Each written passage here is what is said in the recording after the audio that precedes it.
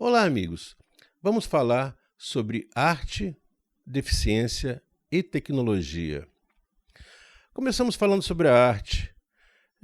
Não é fácil definir o que é arte. É um conceito muito abstrato, mas quando a gente fala em arte, a gente não quase nunca pensa nos sentidos, que a arte depende dos nossos sentidos para ela poder ser apreciada. Por exemplo, se a gente está pensando em música, para a gente apreciar a música, a gente precisa escutar a música. Portanto, a gente precisa ter o nosso sistema auditivo funcionando.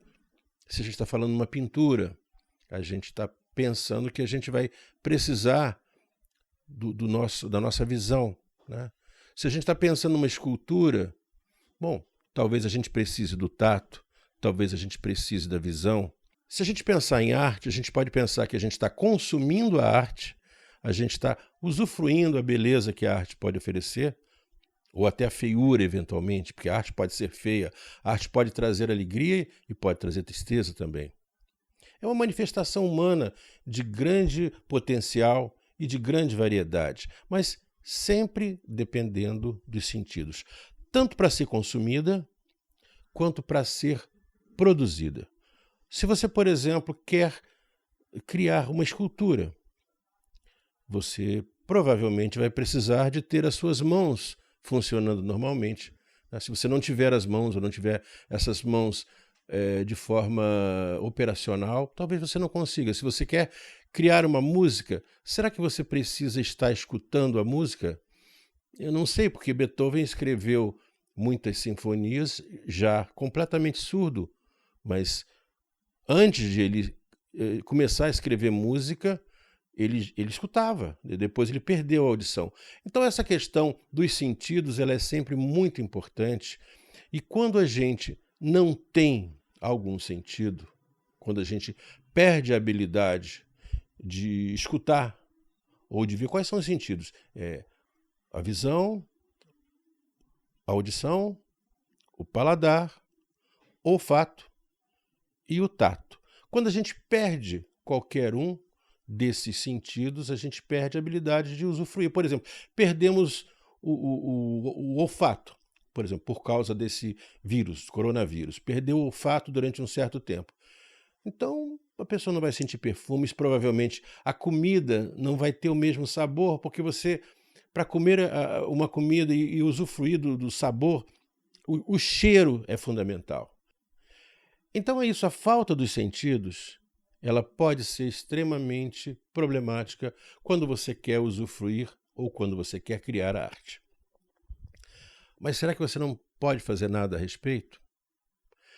Sim, pode fazer alguma coisa ou não pode fazer, dependendo do caso. Vamos imaginar, por exemplo, você não escuta. Talvez um aparelho auditivo, uma tecnologia possa ser útil para você voltar a escutar. Talvez escutar um pouco diferente, talvez não escutar da mesma maneira. Se você tem uma miopia enorme, né?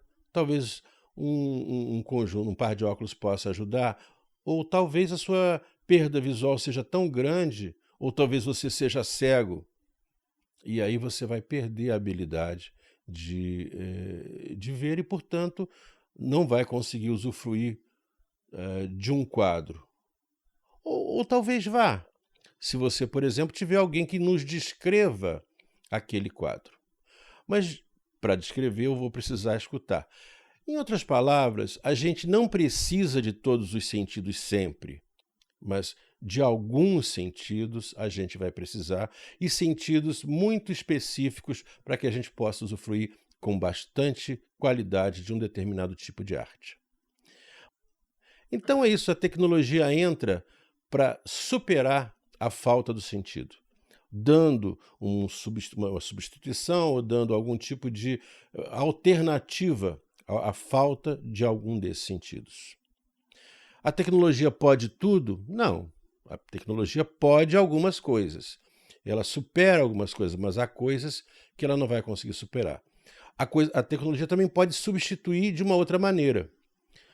Vamos imaginar, um cego pode ler um livro com os olhos? Não, com os olhos não. mas ele talvez possa ler esse mesmo livro se alguém lê-lo em voz, ou se um computador, através da síntese de voz, puder transcrever aquelas letrinhas, aquelas palavras, para a voz sintetizada. Melhor ou pior? O computador, será que ele vai dar a mesma expressão que um ser humano daria? Ou que eu teria ao ler com os olhos? Eu diria que não, com certeza não. Mas vai ser uma boa substituição, uma substituição parcial que pode dar bom resultado e pode fazer com que a pessoa possa usufruir daquele tipo especial de arte. Para você fazer arte, você então precisa ter os sentidos? É só isso? Não.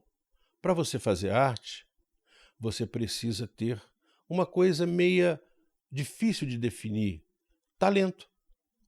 Sem talento você não vai conseguir fazer arte. Mas para você consumir a arte, você vai precisar de talento? Não. Mas você vai ter que ser ensinado a consumir arte. Eu vou dar um exemplo bem claro.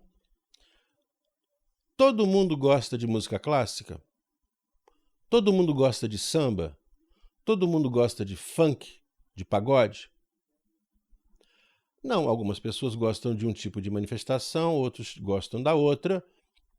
E isso tem muito a ver com a questão educacional. Se você vem de uma família em que todo mundo escuta samba, você naturalmente vai ter uma tendência a gostar de samba. Se a sua família gosta de música clássica, ou se na sua escola o seu professor ensinou você a curtir uma música de Beethoven, de Bach, de Strauss, ou de sei lá de que compositor erudito, né, Villa-Lobos, aí você vai curtir, porque você, de certa maneira, a arte foi ensinada para você. E você aprecia a arte na medida em que ela consegue atingir ao seu universo que foi construído educacionalmente, através da sua família, através da sua escola. Então, o ensino da arte nas escolas é muito importante, no sentido que ele amplia de forma absurda a capacidade da pessoa de apreciar a arte. E a escola também pode, quando a pessoa tem uma deficiência, quando o aluno tem uma deficiência, a escola pode ensinar o aluno quais são os caminhos alternativos para ele usufruir da arte, mesmo que ele não tenha aquele sentido.